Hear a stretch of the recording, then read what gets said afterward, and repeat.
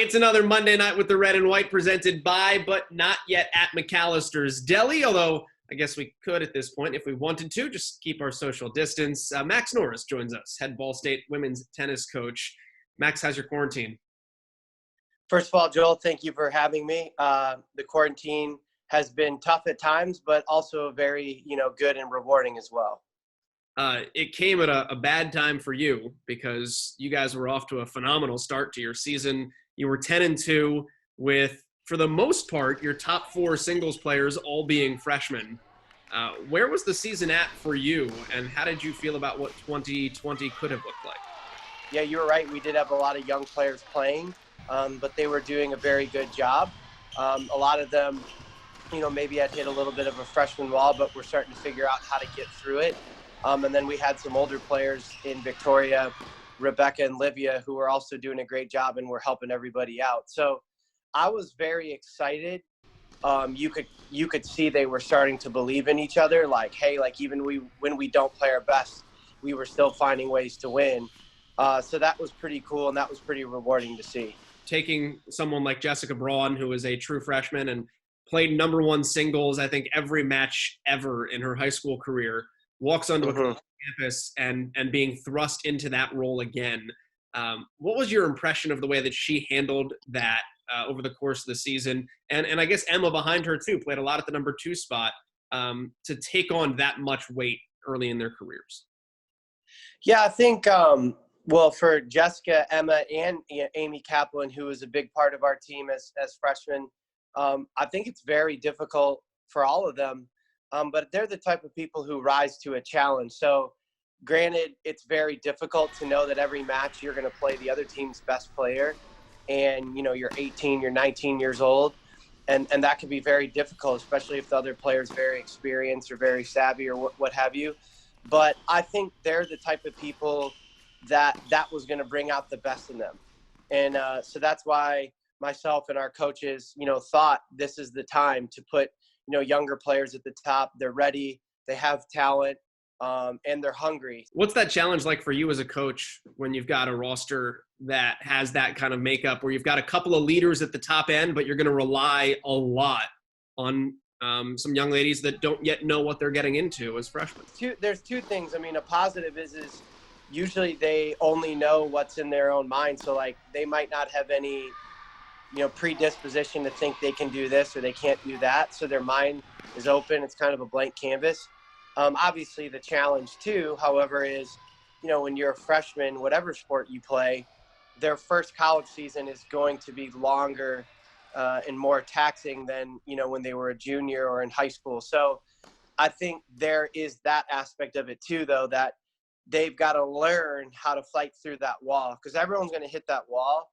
But when you're a freshman, sometimes that wall hits even harder. So that's definitely a challenge, is getting them to understand it's not anything they're doing wrong or any shortcomings of their own, but just a normal, a routine that actually happens for most freshmen. The freshman wall gets talked about a lot in every sport. What is it, and what happens, and what allows you to fight through it? I think a freshman wall is just realizing you can't take time off like you want to, like maybe you could in junior tennis. You can't avoid competition. You can't avoid training. And I think also constantly being in a situation where everyone is just as good as you.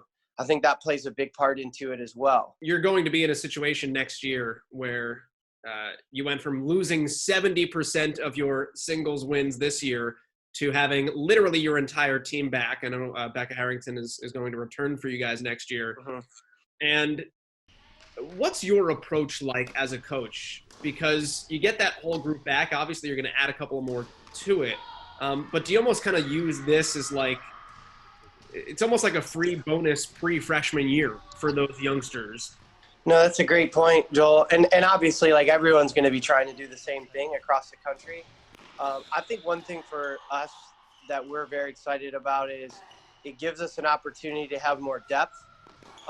And you're right, it gives those players an opportunity to get a Groundhog's Day rerun.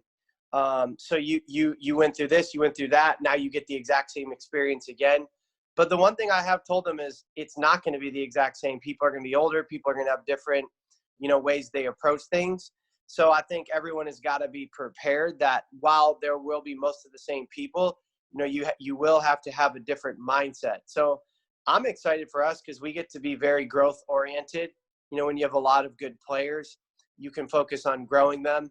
And then it's going to be up to them who, makes the lineup and who consistently plays. I do want to ask you one more thing, unrelated to your program before I let you go here, and that is we did get the news last week that in the Mid-American Conference there will be one less women's tennis program moving forward next year. Akron cutting its program as part of some austerity around COVID-19. Just your thoughts on, I guess, kind of the reshaping of the league and the unfortunate nature of what that means for the MAC and could mean for different sport programs across the country going forward. Well, obviously, we feel awful for any program that gets cut, especially Akron. They always had really good teams and really good players, and it was always a competitive battle with us. In fact, I think I'm correct in saying we had played them 4 straight years where it was 4-3. It was a program that was a very good program and always brought out the best in you. And it appeared like their players always enjoyed playing us. So we're gonna miss that aspect for sure.